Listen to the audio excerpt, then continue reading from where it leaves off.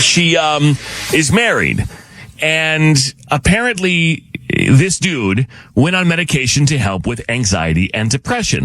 The meds are working for him, which is wonderful, but they have lowered his intimacy drive drastically. And so we'll leave it there. Anyone who's ever been on an antidepressant knows this is a possible side effect. There are a number of them. There can be issues with drive. There can be issues with, arousal. Is that just a nice performance? A medical way of saying? Because I'm not currently licensed, but we're working to get it back. But anyway, that's the issue, I guess. She says she's happy that he feels better psychologically, but physical intimacy is extremely important to her, and she doesn't want to be in a relationship without it. When she brings it up, her husband gets defensive and asks why she would want him off medication that is helping him. Even though he says it's the medication, she can't help but feel like he is not attracted to her anymore. What should she do? I can tell you this scenario back in the day, before I realized I maybe wasn't supposed to be taking certain medicines and I stopped, for different reasons. I can relate to this because it does do a little number on the drive. Mm-hmm. And as much as you show somebody, like, look, here are the actual side effects. Let's look at the website. Like, this is real stuff here that happens when you take certain, it doesn't even have to be psychological medication. It could be any number of different medications, but, medication can change people's, what we'll call them, sexual, what's the word? I'm trying to come up with a nice way of saying it. It can change the way that people perform in the bedroom. Mm-hmm. And so, but it's easy to get inside your head about that, right? And be like, well, of course, this has to be about me. Everybody else I've been with, this is how they act and this is what happens. But again, the physiological results or repercussions or whatever you want to call them of taking medicine, the side effects are real. And so, you have to weigh in this case. This is helping him feel better as a human being day in and day out, but it is affecting the bedroom stuff and it's making her feel self-conscious. I might argue that while that sucks, or doesn't, that's not really fair for her to necessarily put that on him. Because he's saying, I'm taking this medicine, this is what's doing it. This makes me feel better. Why are we making this about you?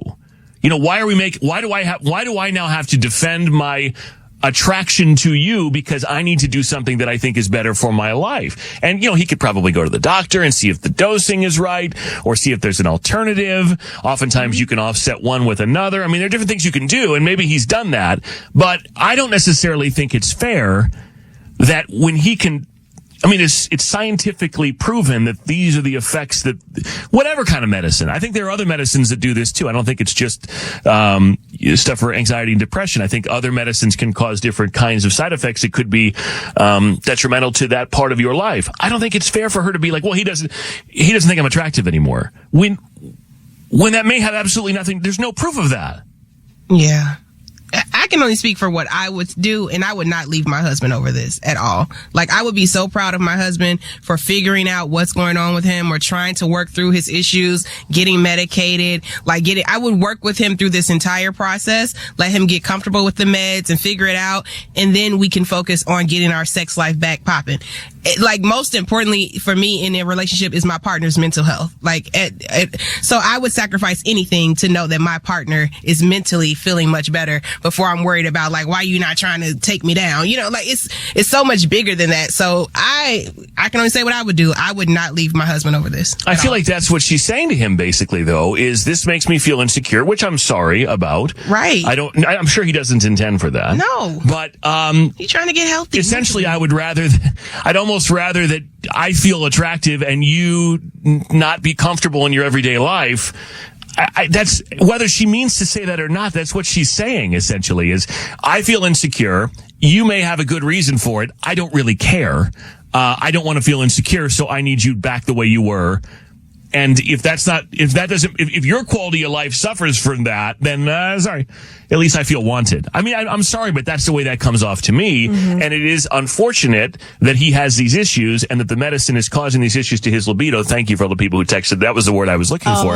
But yet and it is a problem. I realize that's a huge problem, but I think you have to ask yourself, What's a bigger problem? My partner living every day with crippling anxiety or ruminating or overthinking or, I don't know, whatever it is, or me being reinforced that I'm actually attractive.